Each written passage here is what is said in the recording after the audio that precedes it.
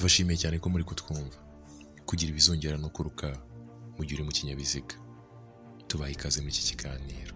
Abashakashatsi bemeza ko byibura 1/3 cy'abantu bagiye bahura n'ikibazo cy'urugendo muri aba, hakaba n'ababirwara burundu, usanga batangira bayura, bagasamaguza umwuka, bagatangira kugira icyuya n'ubwo baba bakunje, bakagira isesemi rimwe na rimwe bikabaviramo kuruka, kuribwa umutwe cyangwa se kubona ibikezi. Ese ibibazo byabiterwa n'iki? Ibibazo byibasira abari mu rugendo, baba bakoresha imodoka, gari ya moshi, amazi, sea sickness, indege, air sickness, ngo byabiterwa n'ikusanyamakuru ry'umubiri riba ritagenze neza biturutse ku bice bimwe na bimwe by'umubiri nk'amaso n'amatwi. Iri kusanywa rizamo amakosa y'amaso afite ibindi binarangariyeho, nibwo igice cy'umubiri cyitwa vestibule kaba mu gutwi gasanzwe kagira uruhare mu kurinda ihungabana ry'umubiri, deséquilibre gatanga amakuru anyuranye n'ay'amaso ari gutanga kuko umubiri wose uri mu muvuduko udasanzwemo.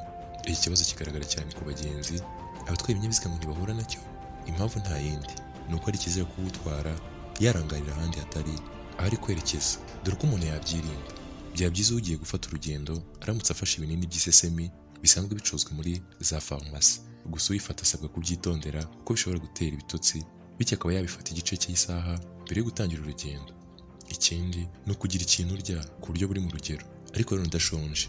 Kwirinda amavuta n'ibisindisha ni ingenzi. Ku rundi ruhande mu gihe cy'urugendo ni ngombwa kwirinda imyambaro ifatiriye umubiri, ubushyuhe mu modoka, impumuro mbi, harimo itabi, lisansi, amavuta ahumura cyane cyangwa imibavu ikabije n'ibindi. Ni byiza kugenda ureba ku ruhande aho kureba imbere cyangwa inyuma, ndetse no kwerekeza amaso ku kintu kiri kure hashoboka, aho imisozi ifatanira n'ijuru cyangwa horizon.